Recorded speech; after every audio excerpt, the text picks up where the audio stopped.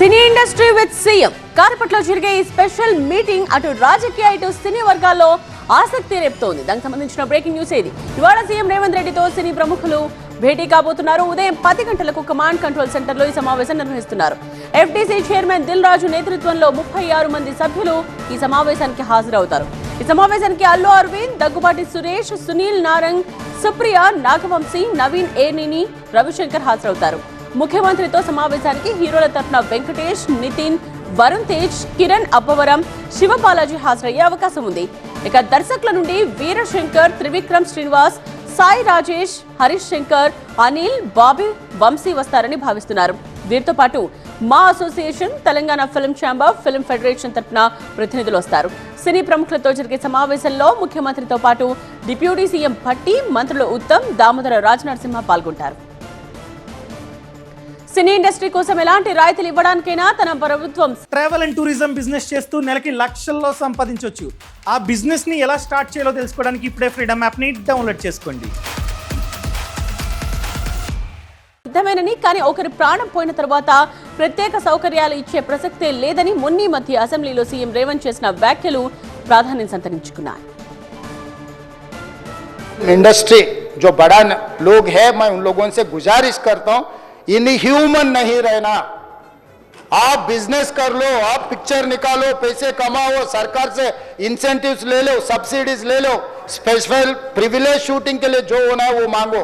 मगर किसी का हत्या होने के बाद, किसी का जान बचाने के बाद, किसी का जान लेने के बाद आज स्पेशल प्रिविलेज मांगे तो ये सरकार में नहीं मिलने वाले. मैं जब तक मैं कुर्सी में रहता हूं तब तक नहीं देता हूं. मेरा जिम्मेदारी तेलंगाना आम जनता का जान बचाने का मेरा जिम्मेदारी है. उन लोगों के लिए कोई भी तकलीफ दिए, उन लोगों को कांग्रेस सरकार ने, मेरे सरकार ने छोड़ने वाला नहीं है. ఈ సమావేశానికి సంబంధించిన డీటెయిల్స్ తెలుసుకుందాం. మా ప్రిన్సిపల్ కరెస్పాండెంట్ జ్యోతితో మాట్లాడదాం. జ్యోతి, సో ఈ సమావేశానికి సినీ ప్రముఖులు ఇంకా ఎవరెవరు హాజరు కాబోతున్నారు అండ్ ఎంతసేపు జరిగే అవకాశం ఉంది? మెయిన్ అజెండా ఏంటి?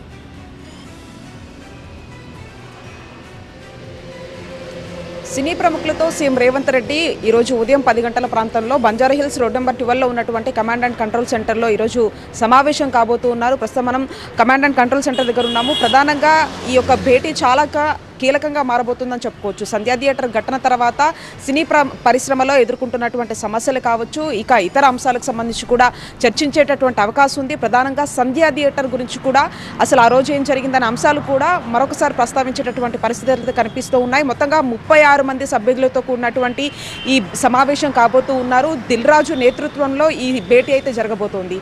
ప్రధానంగా ఈ భేటీకి సంబంధించి ఒకవైపు హీరోల నుంచి వెంకటేష్తో పాటు కిరణ్ అబ్బవరం, వరుణ్ తేజ్, శివబాలాజీ వీళ్ళందరూ కూడా అటెండ్ అవుతూ ఉన్నారు. ముఖ్య అతిథిగా కూడా ఈ నాగార్జునను కూడా ఇన్వైట్ చేసినట్టుగా తెలుస్తోంది. మరొక వైపు దర్శకుల నుంచి అటువైపు త్రివిక్రమ్ శ్రీనివాస్ కావచ్చు, హరిశంకర్, వీళ్ళంతా కూడా, ప్రశాంత్ వర్మ, వీళ్ళంతా కూడా వస్తున్నటువంటి పరిస్థితి.